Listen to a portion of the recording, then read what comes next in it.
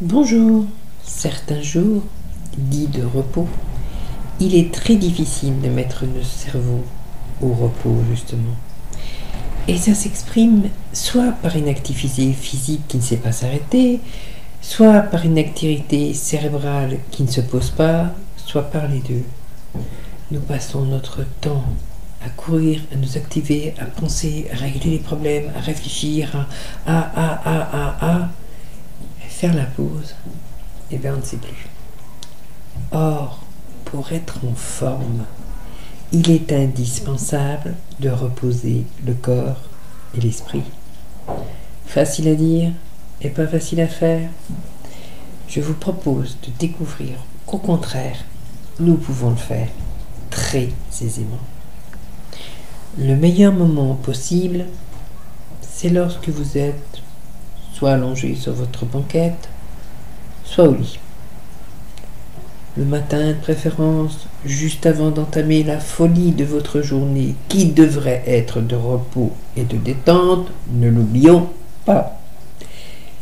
Imaginez-vous dans l'élément qui vous détend le mieux. Le bain, pour pas mal d'entre nous, quand on se laisse aller dans la douceur de l'eau. À la piscine ou à la mer, dans sa baignoire aussi. Lorsque l'on fait la planche dans l'eau et que l'on dérive tranquillement, vous savez, piscine, mer, l'été au soleil, lorsque l'on sent la chaleur si agréable de pénétrer, ou même dans le sauna, pour ceux qui apprécient cette chaleur-là qui détend le corps et les tissus. Qu'importe la situation, retrouvez ce souvenir et servez-vous-en pour justement vous souvenir de ce bien-être en vous, le ressentir dans votre esprit. Vous ne bougez pas, vous êtes tranquillement allongé. Votre corps se détend.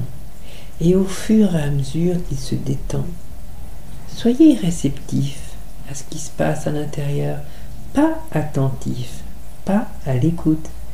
Laissez monter le ressenti comme les bulles à la surface. Il y a comme des fourmis qui courent sous votre peau. Mais pas les fourmis de l'engourdissement, celles qui font mal quand on bouge après avoir bloqué son membre pendant un certain temps. Non, non, bien au contraire. Ce sont les fourmis de la décrispation, celles de la détente. Vous sentez votre corps se détendre. Votre épiderme fait de même. Les muscles, la chair, la peau, tout se libère tranquillement de la tension accumulée. Et ces fourmis, ce sont ces petits grains qui groulent et qui s'en vont, qui vous quittent. Prenez le temps de vous sentir respirer. Vous remarquez, votre respiration est paisible, plus profonde que d'habitude, mais sans effort, sans prise de conscience.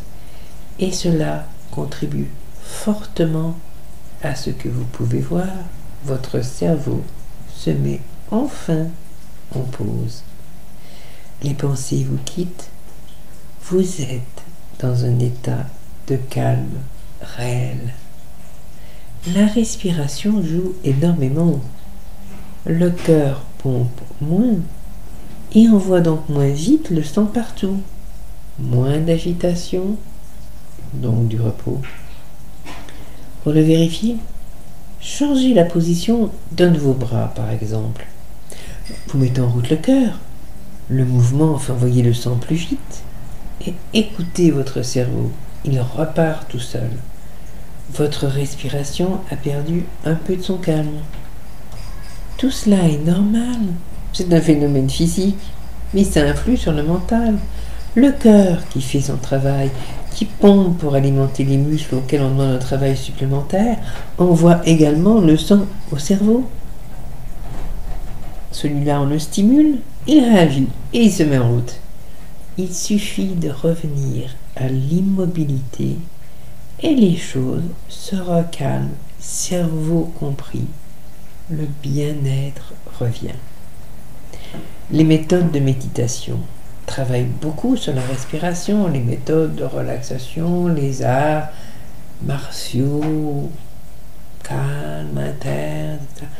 Aussi, C'est la même chose que ce dont je vous parle, mais pour moi c'est pris à l'envers. J'ai la sensation qu'on demande encore au cerveau de travailler pour parvenir à un résultat premier avant de le calmer. Et la respiration est censée être un élément important pour qu'il continue à se poser. Personnellement, je préfère prendre les choses sous un autre angle, presque opposé. Je détends le corps, je ne me préoccupe pas de la respiration, pas d'une position particulière non plus. Être allongé, c'est la base. Je détends le corps et le reste se fait seul. La respiration s'apaise puisque le cœur n'a pas à travailler plus que le minimum nécessaire et le cerveau se vide de ses pensées. Il s'arrête de tourner en rond. Il fournit aussi le service minimum repos. Juste 5 minutes, un jour de repos par exemple, pas de contrainte, pas d'entraînement, et vous vous faites du bien.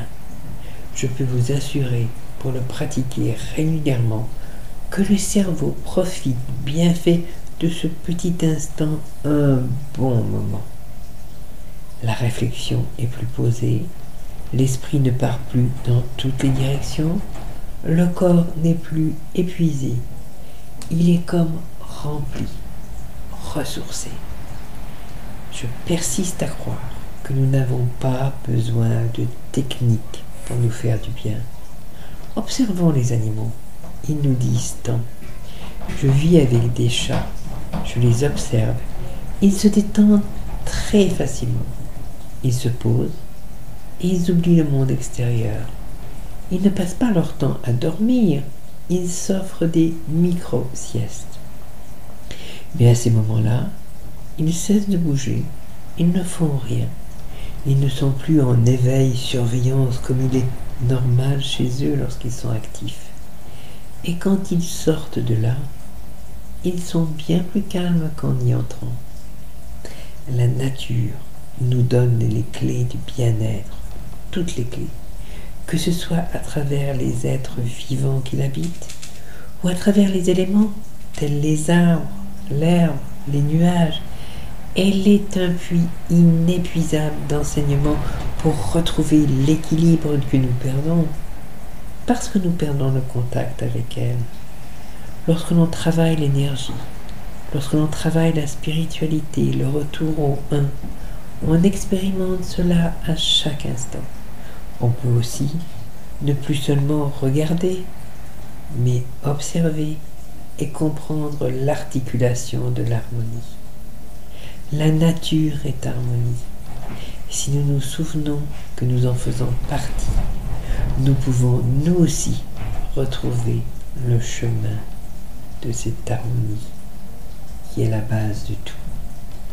À bientôt pour continuer à suivre la voie qui nous y mène. Plein de lumière à vous.